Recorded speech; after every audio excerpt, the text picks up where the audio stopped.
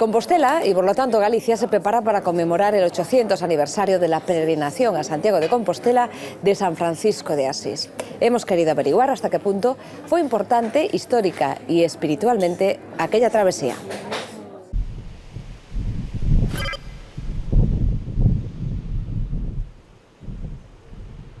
No se conserva ningún documento que acredite que San Francisco de Asís hiciese el Camino de Santiago. Aunque así lo confirme esta leyenda grabada en el convento de San Francisco en Santiago de Compostela. Es la tradición oral la que empuja a algunos historiadores a pensar que el santo sí completó la ruta jacobea entre 1213 y 1215. Estamos hablando de una tradición, pero es una tradición muy avalada, puesto que contamos con un escrito quizás datado hacia el siglo XIV de Fioretti, que en realidad son una serie de relatos sobre la vida de San Francisco y los primeros compañeros.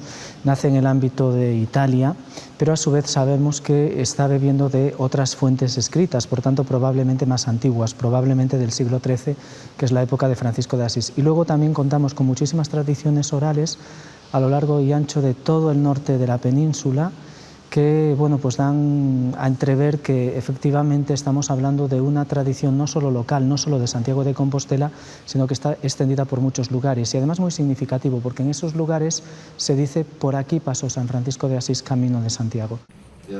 Se cumplen 8 siglos desde aquella posible travesía y Galicia e Italia la honrarán juntas con múltiples actos.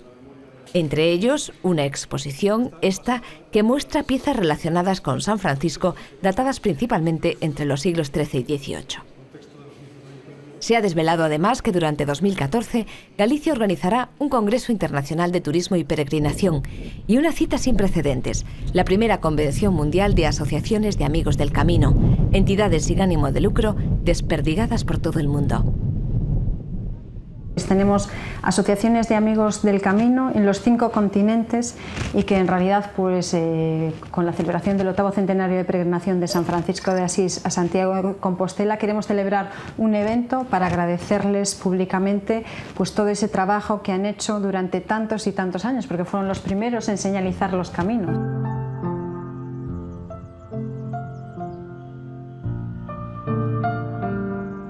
Fue un gran poeta, pero sobre todo un gran humanista. Predicó como valor la pobreza y el infinito amor al prójimo. Dicen que su manera de vivir la fe y su espíritu aventurero contagiaron a millones de fieles por todo el mundo. San Francisco de Asís se inspiró y fundó 3 órdenes, de frailes, clarisas y seglares, una de aquellas congregaciones en Compostela.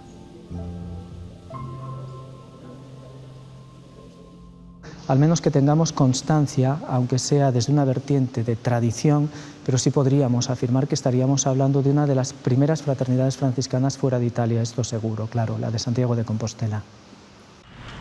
Estamos en el actual convento de San Francisco, hoy hotel y albergue. Un edificio del siglo XVIII que guarda en su interior los cimientos de la predicación franciscana en Galicia. En el vestíbulo encontramos los restos de una austera edificación sufragada en el siglo XIII por un regidor de la época, Cotolay.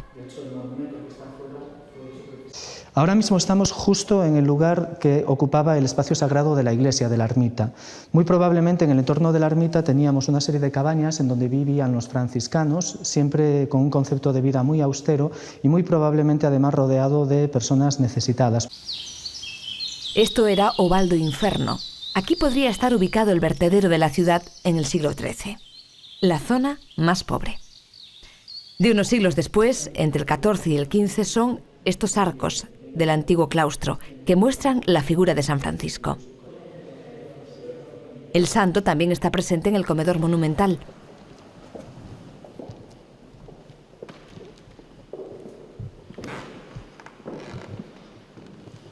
Se inclina ante un Santiago apóstol y está rodeado por pimientos de Herbón, popularizados, según la tradición, por los franciscanos de Padrón. Este era el antiguo comedor de los frailes, hasta no hace mucho, más de 100. Bueno, yo ya no conocí esos tiempos. Soy todavía joven y de otra época, por tanto puedo hablar de lo que me cuentan los frailes que sí vivieron esa época. Y sí que es cierto que vivían muy estrictamente. Por ejemplo, he oído hablar que los frailes en aquel entonces vestían únicamente el hábito, pero que ni siquiera el hábito que vestían era suyo en propiedad o para uso personal, sino que en el momento incluso de echarlo para lavar, luego, cuando regresaba, no regresaba tu hábito, regresaban varios hábitos y tú cogías uno de tu medida, de las distintas medidas que había. El convento de San Francisco conserva más de 1.700 reliquias, entre ellas un fragmento del manto del santo. El relicario es la antesala al templo.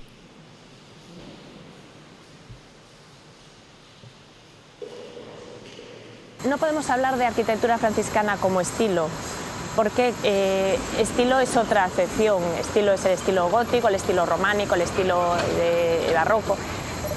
¿Qué hace la orden franciscana? Una vez que se instala en alguna ciudad de cualquier punto de la geografía del mundo, porque están extendidos por todo el mundo, asume las características de esa época y de ese estilo para la elevación de sus templos.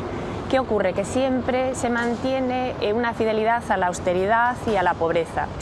El lugar preferente, evidentemente, es la zona del ábside, en donde es el lugar que únicamente es el lugar donde se aboveda, recibe grandes ventanales con vidrieras y, en cambio, la zona de la nave es una zona amplia, de gran austeridad.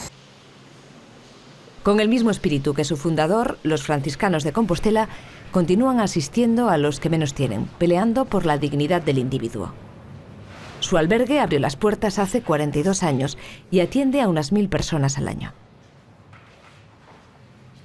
San Francisco, dicen, sigue aquí, y quizá algún día podamos comprobar cómo llegó a la capital de Galicia.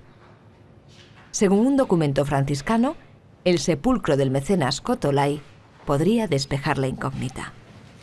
Algo que a mí personalmente me produce moita inquedanza é que parece ser que observaron tamén que había unha especie de bolsiña como de coiro, e claro, un pensa, unha bolsa baleira, que haberá dentro desa bolsa? E como tamén algunha crónica fala de que efectivamente había unha especie de documento firmado por Francisco de Asís co entón abade de San Paio de Antealtares, cos monxes benedictinos que cederon estes terreos onde hoxe está o convento de San Francisco, que se perdeu a pista históricamente. Quen sabe se o mellor aí temos tamén unha especie de reliquia histórica que debería avalar tamén esta presencia física de Francisco de Asís na cidade de Santiago de Compostela.